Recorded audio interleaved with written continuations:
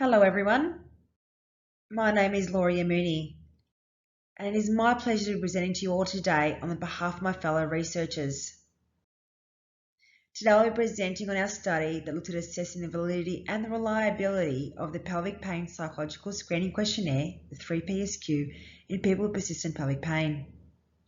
Persistent pelvic pain is a complex, common and costly condition affecting up to 25% of women and 8% of men.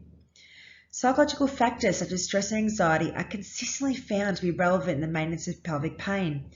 And until recently, no individual tool existed in clinical practice to screen these patients for contributing psychological factors. In 2019, the 15-item 3PSQ was developed and screens people with pelvic pain for 13 potential contributing psychological factors.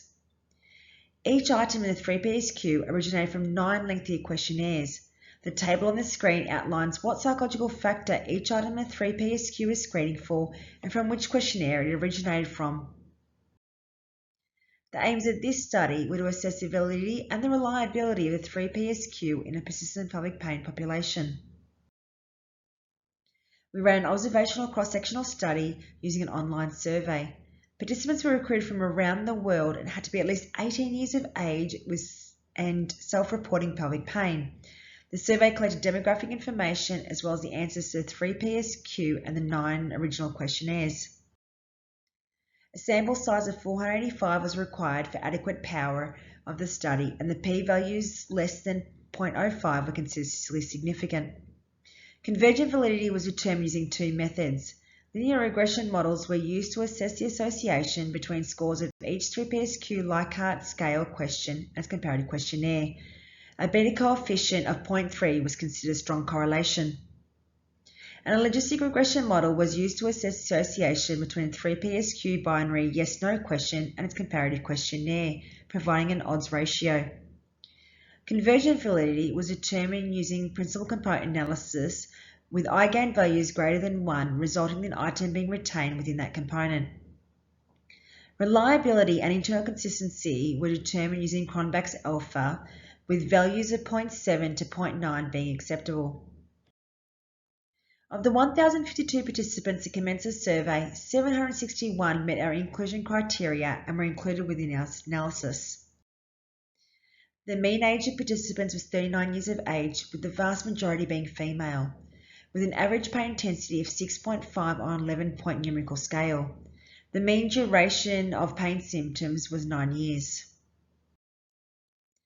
Over a third of participants had no formal diagnosis, with the most common diagnosis reported being endometriosis at 31%. This graph shows linear regression model correlations between each 3PSQ question and its comparative questionnaire. All models showed strong correlation in the hypothesized direction. The 2 inversely correlated questions were anticipated due to the negatively worded 3PSQ question. All findings were statistically significant, indicating good convergent validity of the 3PSQ. The 3PSQ had 1 yes-no question, question 13, which originated from the post-traumatic stress disorder checklist, the PCL-5. The logistic regression model found that an increase of 1 in the PCL-5 increased the odds to answering yes to question 13 in the 3PSQ by 1.05. Given the PCL-5 score ranges 0 to 80, this odds ratio was thought to have potentially large influence.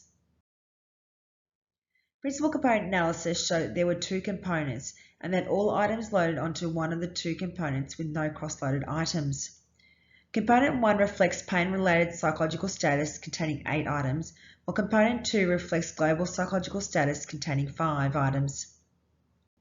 Component 1 demonstrated good internal consistency with the Cronbach's alpha of 0.89. Component 2 demonstrated acceptable internal consistency with the Cronbach's alpha of 0.77.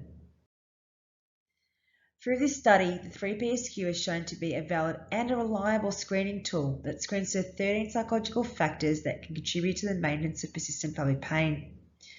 One finding of note is that the removal of question 13, trauma, improved Cronbach's alpha value for component 2. However, clinical guidelines recommend trauma-informed care is utilised for anyone with a history of trauma. Therefore, we recognise the clinical importance for screening patients, and thus this question was retained in the 3PSQ. The strengths of the study were its large sample size and the enormous collection of responses. The limitations of the study included the subjective nature of the self-reported questionnaire responses and despite recruitment efforts, the sample size was predominantly female. It is hoped that further research will include rationalisis to develop a scoring system for the 3PSQ. The 3PSQ also needs to be validated in groups that were not well represented in our studies, such as males and non-binary populations.